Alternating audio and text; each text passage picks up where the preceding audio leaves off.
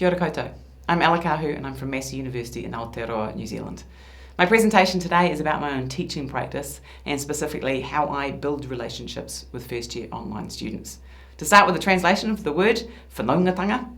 It's a Māori word and it's based on whānau, family, and it means building relationships through shared interests. We know that relationships are incredibly important when it comes to teaching and learning. This is from a study at universities in Australia and New Zealand, and it shows that the students who perceived their relationships with staff to be unfriendly and supportive were far, far more likely to consider leaving university than those who thought that their relationships were friendly and supportive. As if that's not convincing enough, this is from a review of research on teacher-student relationships in higher education, and all of those things are things that are improved if you can have quality, positive relationships with your students. The white ones are from that review. The three green ones at the bottom are ones that I'm adding from my own research in first year education at university. So a lot of things, a lot of benefits in taking the time to establish a strong relationship. I want to touch on the concept of belonging because I want to highlight that belonging isn't just about friendships and peer groups. Belonging is about feeling comfortable at the university. That's university belonging. This is from another paper that I've had, well, it's under review at the moment. It's also about interpersonal, so that's the people kind of side of it, but it's also about academic belonging, and I think we need to think more about academic belonging. The sense for the student that this is the right course for them, that there's a sense of match, fit, relevance, purpose in this course, this discipline and in this course for them. And our relationship with our students informs and impacts on both the interpersonal belonging, but also that academic belonging. So it's kind of doubly important. These are my three key principles that I apply when I think about my own teaching practice. I'm going to talk mostly about the top two. The bottom one though, clear course design. While that's not directly related to the quality of relationships, it's something that if it's not done well can be a real barrier for relationships. If your course is poorly designed and the students are frustrated or the workload's too high or they don't know what they're doing and they can't find what they need when they need it, then those negative emotions of anger and frustration and anxiety are actually going to be a barrier. No one wants to build a relationship with someone when they're feeling in that really negative, tense state. So that's a kind of secondary influence that's really important. But the top two are the really, really critical ones. Teacher presence and firing interest. Teacher presence, what is that? It's what I'm doing now. It's trying to be present in the moment with your students. It's about showing one's expertise and one's interest in the topic. That's about the academic belonging, remember? But it's also about how you do it, about being passionate and enthusiastic so that the students get passionate and enthusiastic. About presenting yourself as friendly and warm and empathic so that you are seen as approachable. It's about being responsive to students' needs. And it's about treating students as individual and being individual yourself. Now I teach courses of 300 students, 300 to 400 students, so that individual relationship can be quite challenging, but that is our goal, is to be individual and personal. Firing interest, I think, is incredibly important. We help establish our relationship by connecting students with the course content. When we're passionate and enthusiastic about the course content, so are they, which both creates their academic belonging within the course, but it also creates that sense of belonging and attachment to us.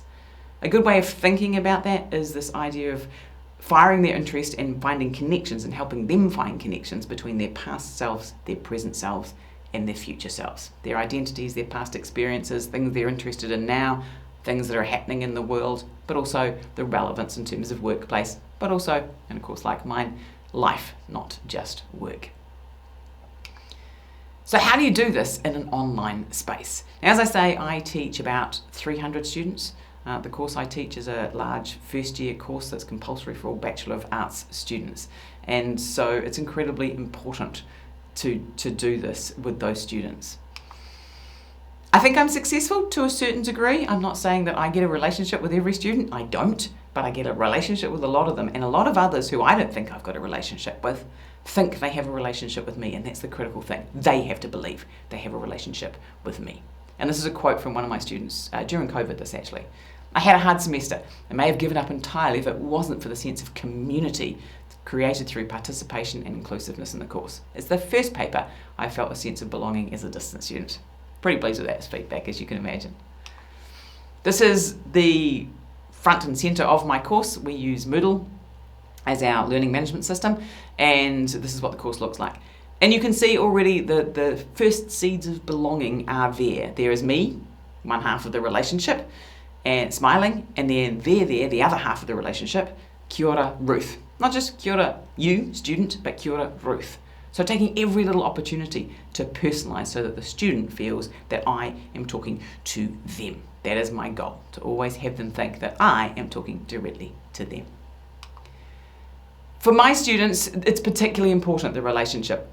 Online students, traditional online students, as opposed to ones who got thrown online because of COVID, tend to be a little bit different from our traditional on-campus students. Here at Massey, they are more likely to be first in family, they're more likely to be lower socioeconomic, part-time students with families or jobs, mature age students coming in for a second chance at education, Māori Pacific Island students. And all of these factors overlap, as shown in the picture, and all of these factors impact that first year experience for students. They are likely to come in with higher life load, so more going on in their life. They are likely or more likely to have a lower sense of self-efficacy, to not see themselves as really belonging in this university environment.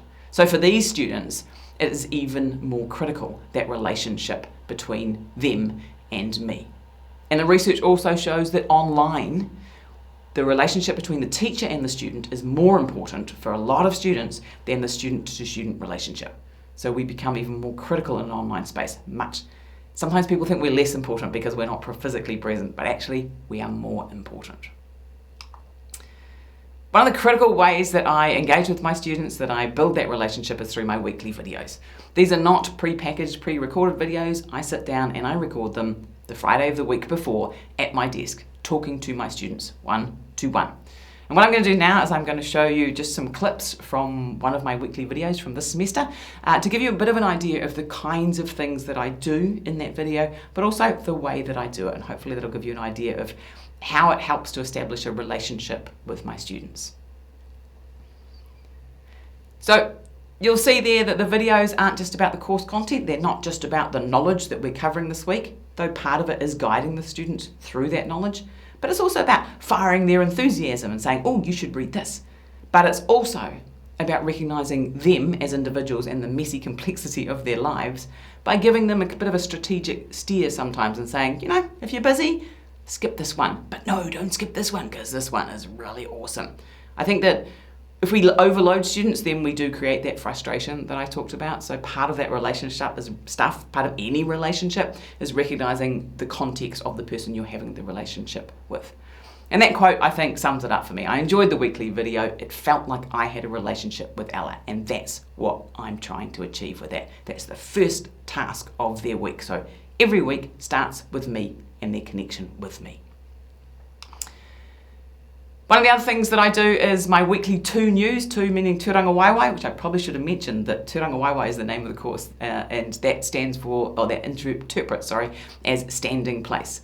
The course is a course on identity and citizenship, and it's, as I say, compulsory for all Bachelor of Arts students, which means some people don't want to be there, so that relationship again becomes extra important.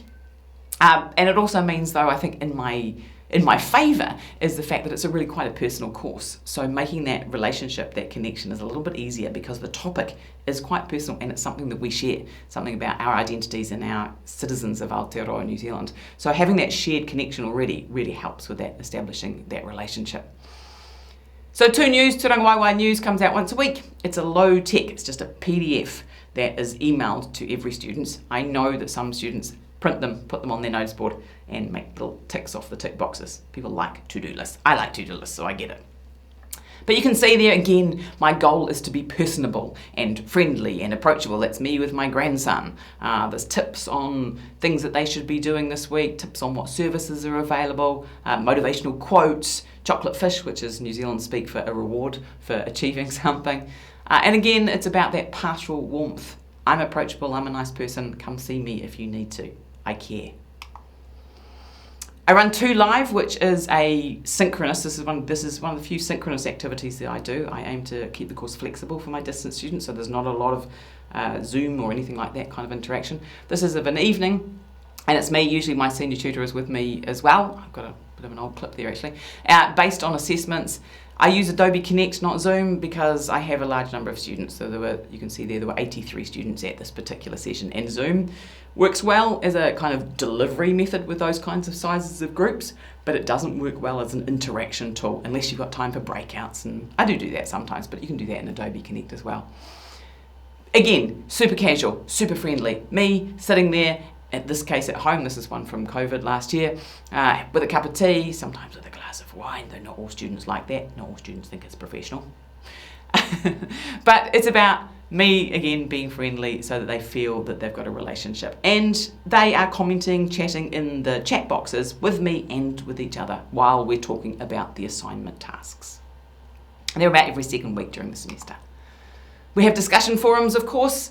In our course, this is really important. We talk about some quite challenging topics. We talk about colonisation and racism and things, so it's really important to create a kind of warm, welcoming, but open space in the forums.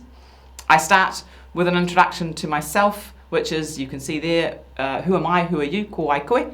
And I say everything about my identity, so this is finding commonalities. And when a student replies, which I encourage every student to reply to my greeting, they tell me something about their lives, a lot about their lives sometimes, and I reply back. So every student who replies gets a personal reply, either from me or from Helen, my senior tutor, and we make a connection. It's time consuming, but it's genuinely worth it. I do personal emails, so I use Excel and Microsoft Word to merge spreadsheets where I've sorted students into groups to personalise the information as much as possible. So the ones who have submitted it get a, yay, you've done great, and the ones who haven't get a, where's your assignment? What can I do? Help. And as you can see from that quote there, while a lot of students know that I'm using technology to do this, some don't, some think that I'm just amazing and do 300 emails, it still feels personal to them, which I think is the critical point here. So that's kind of it at the course. As I say, nothing fancy, pretty simple stuff, but together it builds that relationship between me and my students. Your thoughts, your questions are most welcome, and if you want to contact me and know more about anything, then my contact details are there on the screen. Ngā mihi nui ki a koe.